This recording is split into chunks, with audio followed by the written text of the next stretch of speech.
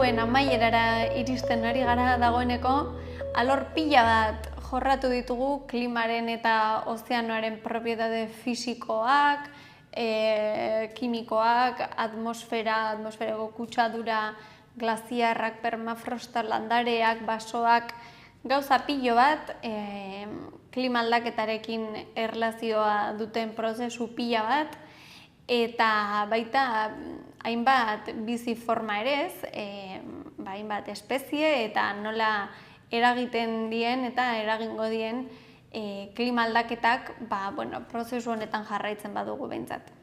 Gure jarduerek ingurumenean eta naturan izan duten eta izaten ari diren eragina ukaezina da.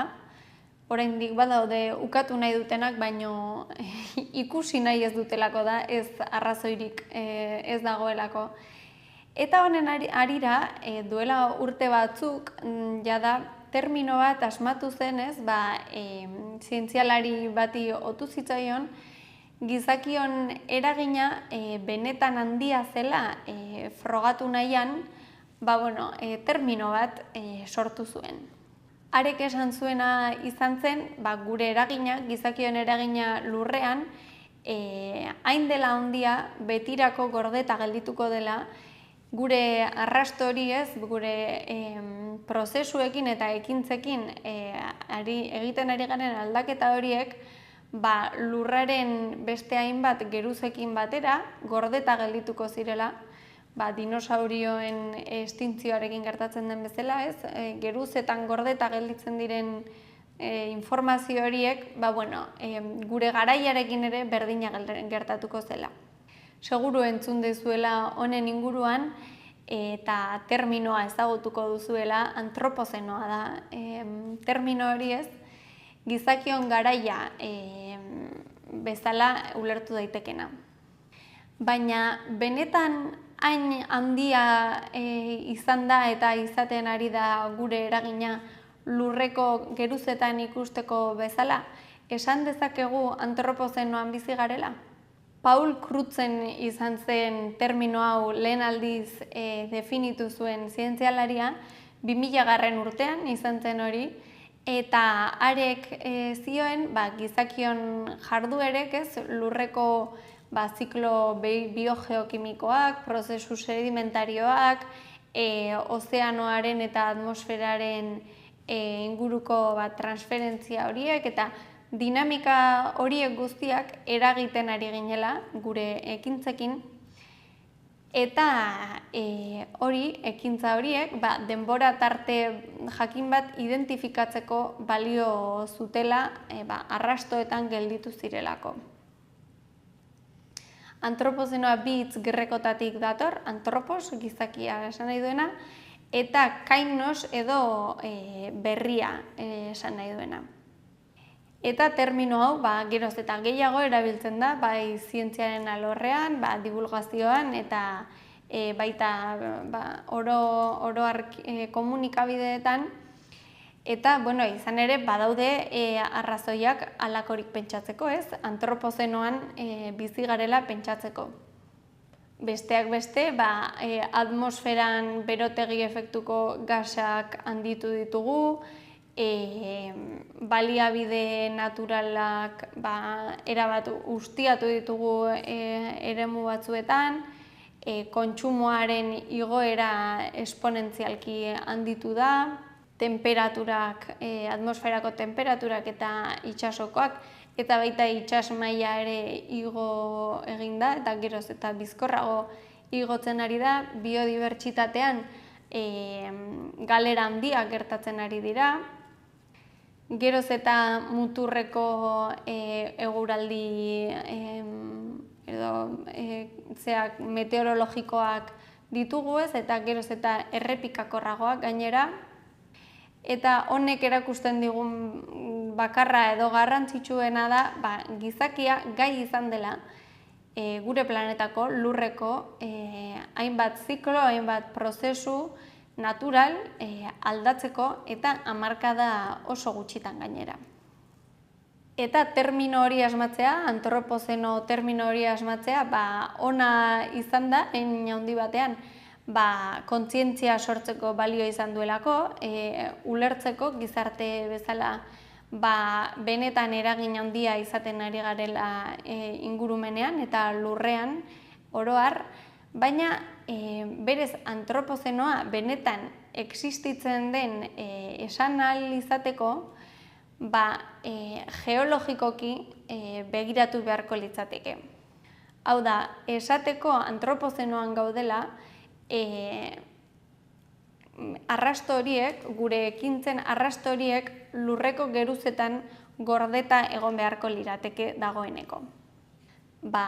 Holozenoan, pleistozenoan eta beste garai geologikoetan gertatzen den bezala, garai horiek lurreko geruzak ikertuz definitu dira, geruzek erakusten dutelako lurreko baldintzak nola aldatu diren denboran zehar. Adibidez, klima aldaketa bortitzak gertatu direnean, glaziazioak adibidez, edo iraungipen masiboak gertatu direnean, bioaniztasunean. Beraz, geruza horiek laguntzen digute garai bat eta bestea banantzen eta definitzen.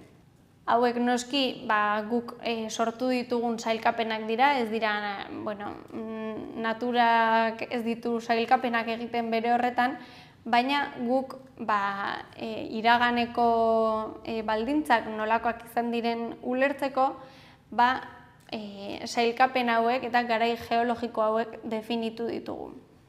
Beraz, gizakiaren presioaren ondorioz nabaria da eta nabarmena da gure ingurumenea aldatzen ari garela eta hori argi dago. Eta baditugu erabili ahalko genituzken hainbat adierazle horiek definitzeko, ez? Aipatu ditugun berotze globala edo bioaniztasunaren galera edo prozesu horiek agian balio izango ligukete antropozenoa definitzeko. Baina geologiaren ikuspuntutik garai berri bat definitzeko edo garai berri bat onartua izateko aldaketa horien arrastoak erregistro sedimentarioan aurkitu behar dira. Horregatik batzuen iritziz, aditu batzuen iritziz, oraindik goiz da antropozenoa hasi dela edo antropozenoa benetan existitzen dela esateko. Giza eragina islatu behar duen geruza geologikoak gaur bertan ari direlako sortzen eta ez dalako nahiko denbora pasa oraindik registro sedimentarioan aldaketa horiek ikusi ahal izateko.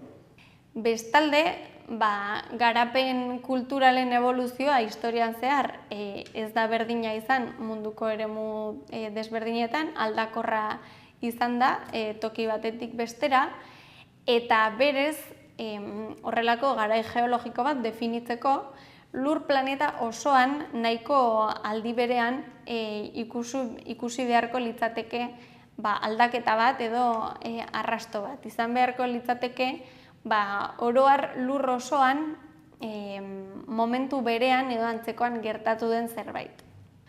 Horregatik antropozenoaren inguruan gehiena eztabaidatzen den gauzetako bat da existitzen den edo ez aparte utzita, ea noiz hasi zen edo noiz edo ze data erabili daiteken antropozenoaren hasiera modura, garai geologiko hau identifikagarria izateko sedimentuetan. Eta honetarako hainbat proposamen plazaratu dituzte dagoeneko. Haietako bat, orain aurretik 13.000 urte, orain dela 13.000 urte, adibidez mamuten desagerpena gertatu zen, landarerian aldaketak gertatu ziren, Alaskan eta Siberian besteak beste, eta temperaturak gora egin zuten. Hori aukera bat izango litzateke. Beste aukera bat da nekazaritza eta abeltzaintzak aurrera egin zutenean ez, duela 5.000 eta 8.000 urte bitartean. Horrek baso soiltze handiak eragin zituelako eta agian arrasto horiek ikusi ahal izango liratekelako. Beste aukera bat da, Erromatar inperioaren garaian, Txina, India eta Amerikako zibilizazio garrantzitsuenak garatu zirela, eta gizakiaren ekintzak baldintzatutako lurzoruak edo hedatu ziren. Beste aukera bat industriaren iraultza inguru horretan izango litzateke, makinen asmatzearekin eta abar, atmosferako konposizioa aldatu zelako eta hor gertatu ziren beste hainbat eraldaketa ingurumenean industrial iraultzarekin. Eta azken aukera izango litzateke 20. mendearen erdialdean. Garai hartan mundu gerraren amaiera gertatu zenez, eta industria eta populazioaren aurrerakada edo emendapena gertatu zen. Seguruenik pentsatu duzue industrial iraultzaz geroztik gertatu direla aldaketa nabarienak, antropozenoa definitzeko aldaketa nabarienak klima aldaketa eragin duten horiek berak. Baina egia da, gizakiok uste baino askoz lehenagotik, aspalditik, eraldatu ditugula lurrak, landareak, animaliak etxekoratu ditugu, urteak daramatzagu lurra eta gure ingurua eraldatzen. Ikerketa baten arabera, dagoeneko duela 3000 bat urte, gizakiak lurrean eta kliman baita ere eragin esanguratsua izan zuen.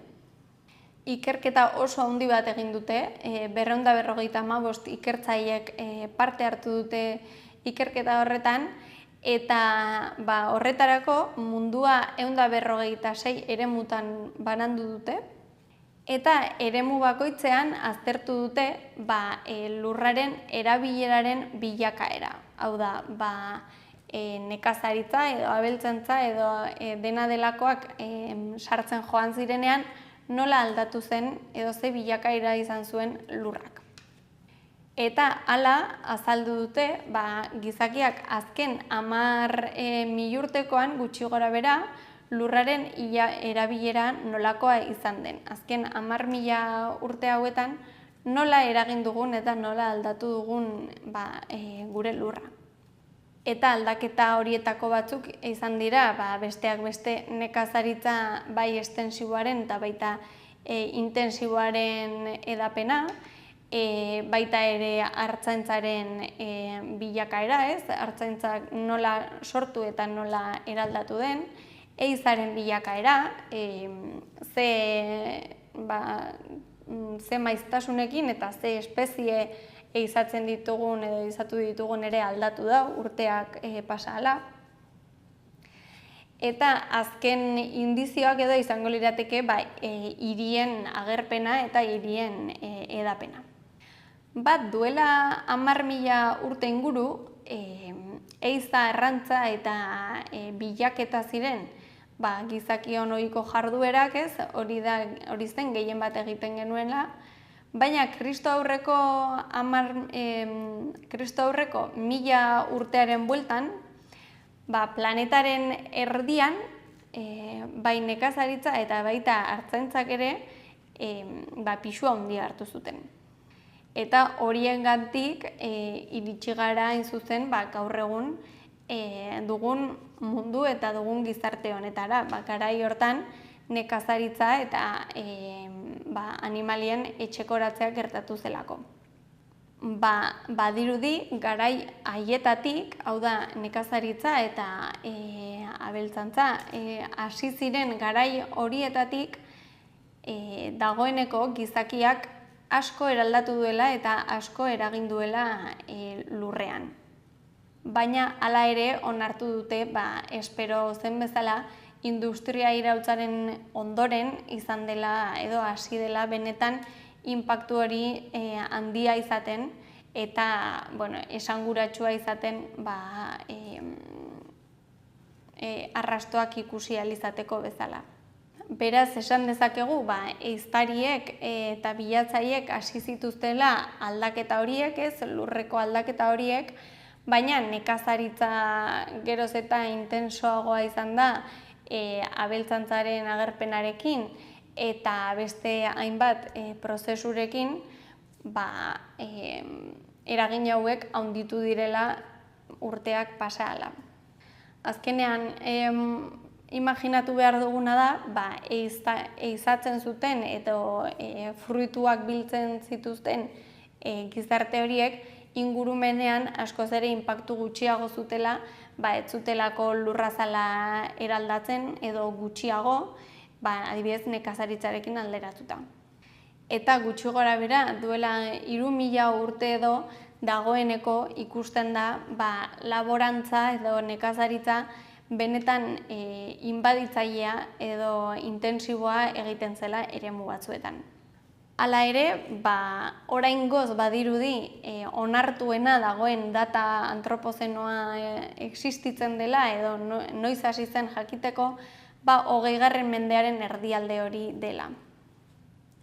Eta zehazki 1950etik aurrera hartu da data ofiziala, adierazle sozioekonomiko eta ingurumen adierazle bat baino gehiago erabili daitezkelako eremu data hori definitzeko, eta hazkundea ere, gizakion populazioaren hazkundea esponentziala izan zelako. Gainera, mundu osoan marka kronologiko bat ere utzi genuen, bomba nuklearrekin, eta esan dugun bezala, mundu osoan ikusten den marka bat edo arrasto bat izatea garrantzitsua da. Beraz, antropozenoa ofizialki data horretan hasi zela onartzen da, behintzat antropozenoa existitzen dela onartzen dutenek. Baina, gaur egun benetan ofizialki antropozenoa existitzen da? Galdera hori zintzo erantzuteko, nazioarteko taula kronoestratigrafikora jo behar dugu, hori delako datu ofiziala gordetzen duena. Geologiaren ikuspuntutik gure planetak bere historia luze honetan zehar izan dituen hainbat fasei izena jarri diegu, esan dugun bezala, eta taula honetan erreferentzia modura taula hau erabiltzen da garai horiek definitzeko. Taula honen bertsio eguneratuenari begiratzen badiogu, antropozeno hitza ez da inon agertzen. Gaur egun, ofizialki, Holozeno epokan bizi gara, periodo kuaternarioaren barruan, baina ez antropozenoan. Beraz, oraindik ere eztabaida badago, batzuk diote bai existitzen dela, besteek diote ez dagoela arrazoirik, oraindik antropozenoa existitzen dela ziurtatzeko, eta erabaki bat hartzeko gai horri buruzko lantalde bat eratu zuten zientzia geologikoen nazioarteko batasunean, ikusteko ea denak ados jarri zitezken edo behintzat denek batera erabaki bat hartzeko, ea existitzen zen edo etzen existitzen. Gertatzen dena da, garai geologiko berri bat definitzeko, gaur egun arazo nagusia dela denboraren kontzeptua. Esan dugu ofizialki 20. mendearen erdialde hori hartu daitekeela antropozenoaren hasiera ofizialtzat, baina hortik hona hamarkada batzuk besterik ez dira pasa. Eta adituek diote, hemendik milaka edo milioika urtera, seguruenik ezin izango dela ikusi antropozenoaren marka hori, hamarkada gutxi batzuetako prozesua baldin bada.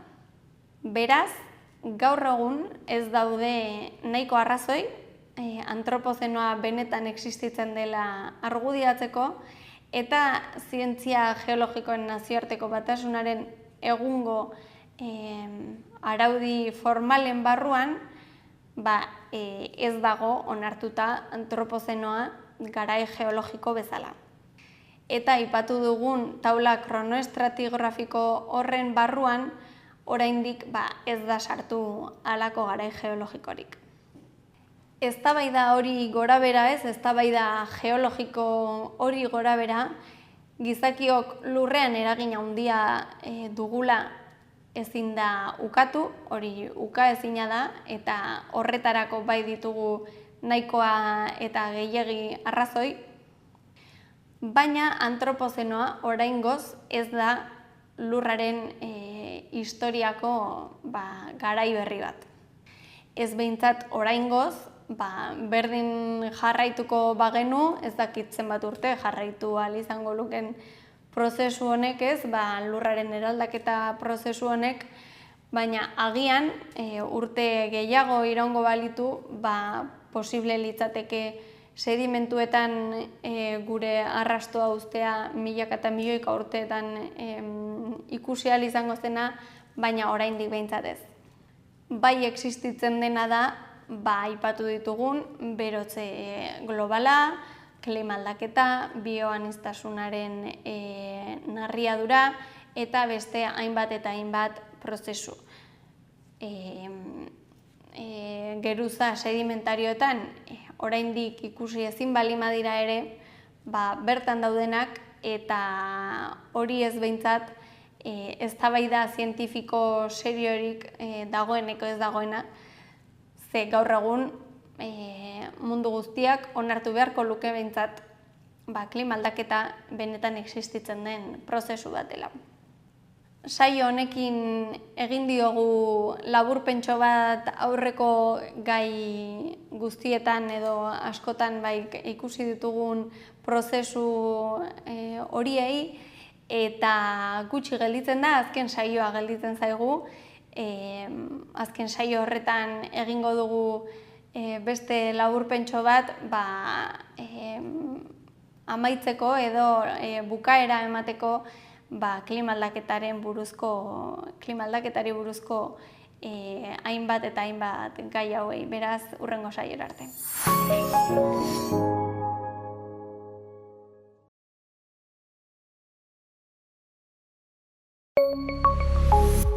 Gobierno de Navarra. Nafarroako gobernua.